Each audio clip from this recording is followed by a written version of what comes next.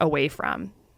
This is where I think my experience ties, is that on the foundational level why this is happening, it's because these studies are all funded by the chemical companies, by the food companies. Like we've almost been, I think, misled by the experts when it comes to chronic conditions and when it comes to nutrition to take leave of our common sense.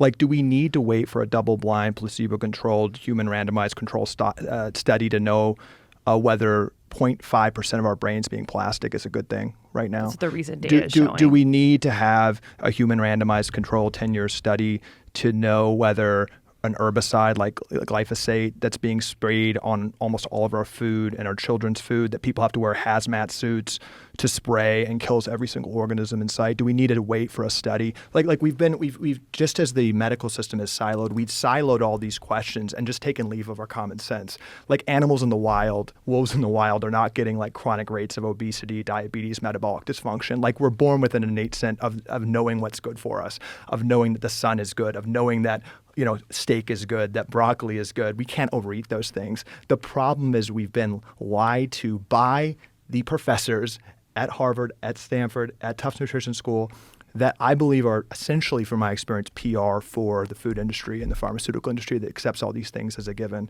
I mean, Tufts Nutrition School, 80% of their budget is from food companies. By our estimate, 50% of Stanford Medical School's budget somehow touches pharma. So just fundamentally, like on the grassroots, like micro level, these industries have co-opted our institution of trust and led us to believe this. And you ask why we're the only people speaking out, because we've made it that evidence-based medicine really accepts all this disease growing and happening.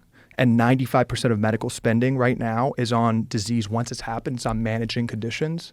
And there's no higher levels of trust in our society than the NIH, than the FDA, than Harvard Med School, than Stanford Med School. So all of them are enforcing this.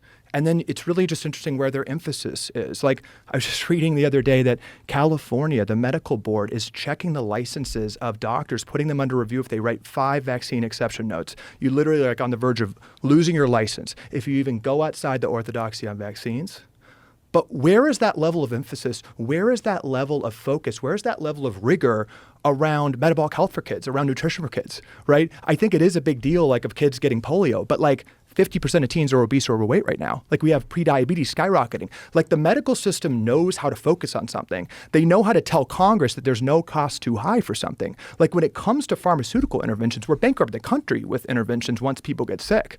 Like I truly believe, and this gets to like the solutions and how I actually think this is an optimistic story of people waking up, why it's an existential kind of knife's edge we're on right now. We can change this really quick. The issue is that interests that profit from us being in fear, that just fundamentally is a statement of economic fact, profit from us being sick, profit from us being depressed, profit from us being infertile, they have co-opted our institutions of trust and they've co-opted the clinical guidelines. Like literally, when I was a junior employee, I helped co-funnel money to the American Diabetes Association. Okay, the American Diabetes Association says that if you have diabetes, you don't need to worry about your sugar intake.